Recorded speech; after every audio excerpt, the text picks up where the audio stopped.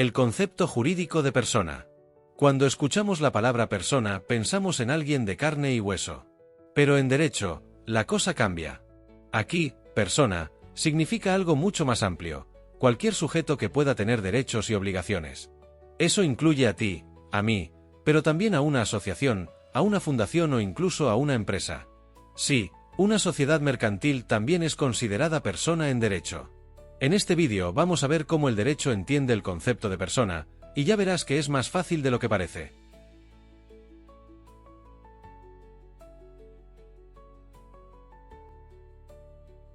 En derecho, la palabra persona no significa lo mismo que en el día a día. Aquí hablamos de un concepto técnico. Toda persona es un sujeto capaz de tener derechos y obligaciones. Eso no se limita a los seres humanos. También lo son las entidades que crea la ley, como asociaciones, fundaciones o empresas. La clave está en la llamada capacidad jurídica, la aptitud para ser titular de derechos y asumir deberes dentro del sistema legal. El derecho español distingue entre personas físicas y personas jurídicas. Las personas físicas somos los seres humanos, titulares de derechos desde el nacimiento hasta la muerte. Esa capacidad jurídica es universal y no se puede perder. Además, el nasciturus, es decir, el concebido pero no nacido, recibe protección legal. Las personas jurídicas, en cambio, son entidades creadas por la ley, empresas, asociaciones, fundaciones, cooperativas o incluso organismos públicos. No nacen de forma natural, sino que requieren un proceso de constitución y registro para adquirir personalidad. En resumen, las personas físicas actúan en nombre propio, mientras que las jurídicas actúan a través de sus representantes.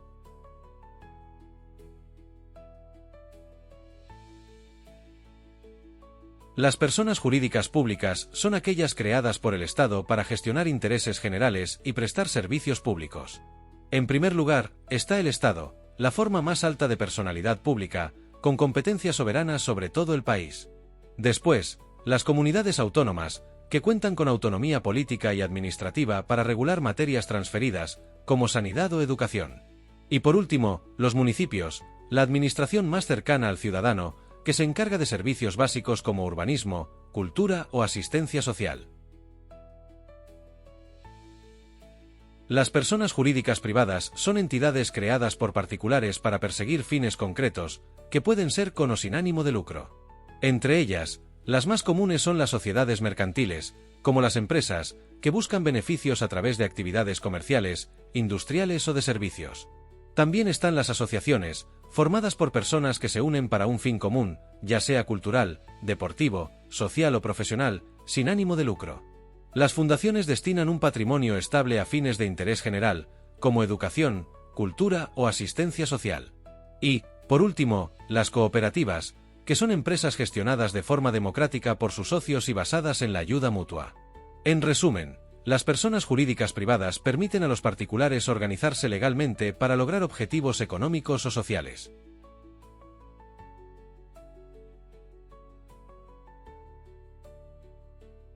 La personalidad jurídica marca el momento en que alguien, o algo, puede ser sujeto de derechos y obligaciones. En el caso de las personas físicas, el Código Civil establece que se adquiere con el nacimiento con vida y con forma humana. Eso significa que un feto, el llamado nasciturus, todavía no es persona, aunque sí recibe una protección jurídica limitada, sobre todo en materia de herencias, siempre condicionada a que nazca vivo. En el caso de las personas jurídicas, como asociaciones o sociedades, la personalidad no nace de forma natural, sino a través de un proceso legal, necesitan un acto de constitución y su inscripción en el registro correspondiente. En resumen, las personas físicas adquieren personalidad con el nacimiento, mientras que las jurídicas lo hacen con su constitución formal ante la ley.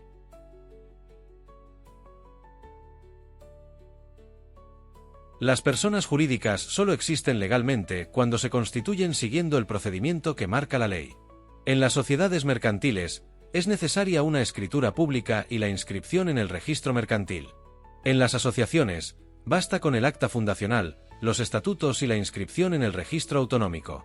Y en las fundaciones, se requiere un patrimonio inicial, autorización administrativa e inscripción en el registro de fundaciones. Una vez inscritas, estas entidades adquieren plena personalidad jurídica y pueden actuar en el tráfico jurídico como cualquier otra persona.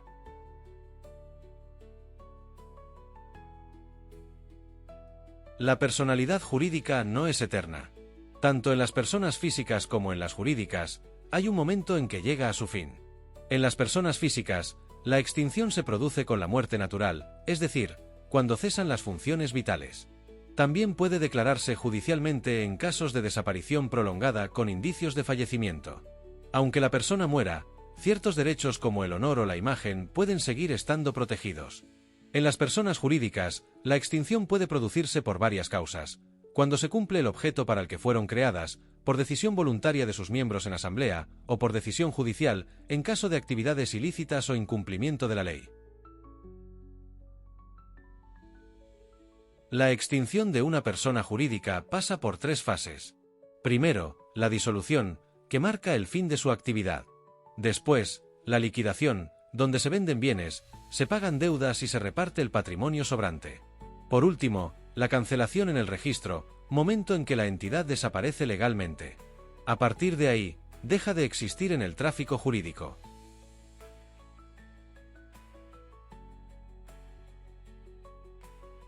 La capacidad jurídica es la aptitud para ser titular de derechos y obligaciones.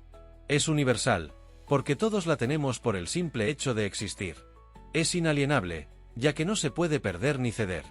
Y es permanente, dura desde el nacimiento hasta la muerte en las personas físicas, y desde la constitución hasta la extinción en las jurídicas. Por tanto, todos tenemos capacidad jurídica, pero eso no significa que todos podamos ejercerla de la misma manera. Para eso necesitamos otra figura clave, la capacidad de obrar.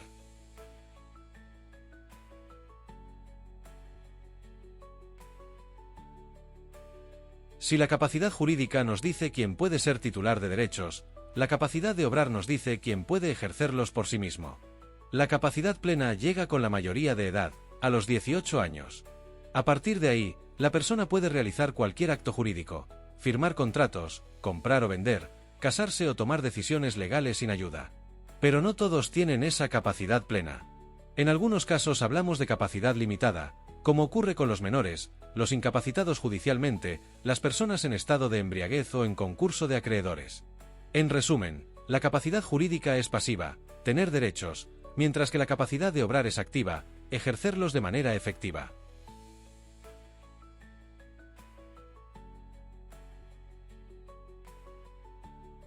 La capacidad de obrar no siempre es plena.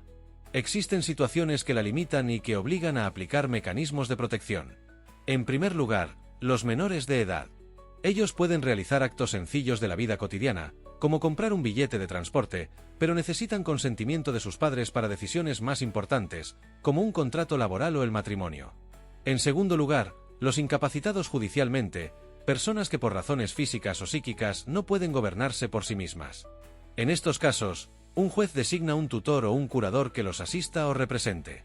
También hay estados temporales, como la embriaguez o el consumo de drogas, que pueden invalidar los actos jurídicos hechos en ese momento. Y, por último, las situaciones patrimoniales como la quiebra o el concurso, donde se limita la capacidad de disponer libremente del patrimonio. Ahora bien, ¿cómo protege el derecho a estas personas con capacidad limitada? La respuesta está en 2 instituciones clave, la tutela y la curatela.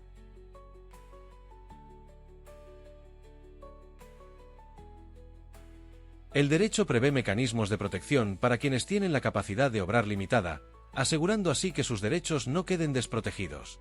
La primera figura es la tutela, que se aplica a menores de edad sin patria potestad o a personas incapacitadas judicialmente. En este caso, el tutor asume una representación casi total, toma decisiones y actúa en nombre del tutelado, sustituyendo en gran medida su capacidad de obrar. La segunda figura es la curatela, pensada para personas que conservan parte de su autonomía pero necesitan ayuda en determinados actos. El curador no sustituye, sino que asiste, limitándose a acompañar en decisiones concretas. En ambos casos, la designación es judicial y está sometida a control de los tribunales, para garantizar que siempre prevalezca el interés del protegido. Pero junto a estas limitaciones, también existe el camino contrario, situaciones en las que se amplía la capacidad antes de los 18 años. Hablamos de la emancipación.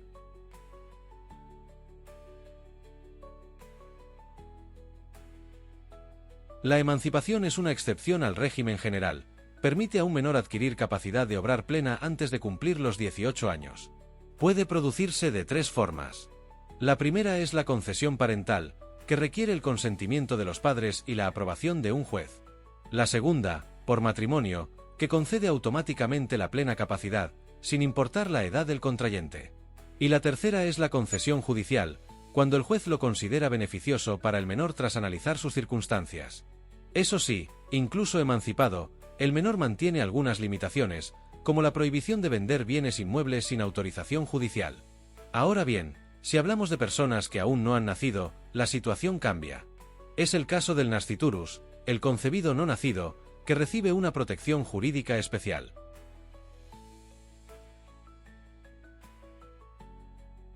El nasciturus, es decir, el concebido que aún no ha nacido, ocupa un lugar especial en el derecho.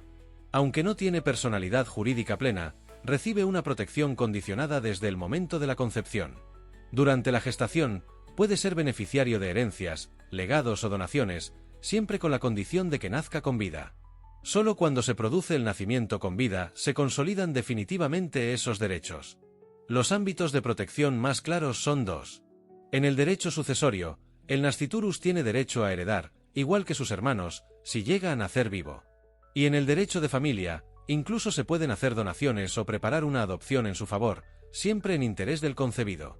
Así lo recoge el artículo 29 del Código Civil. Se reputa concebido desde la concepción, pero para adquirir derechos es necesario nacer con vida.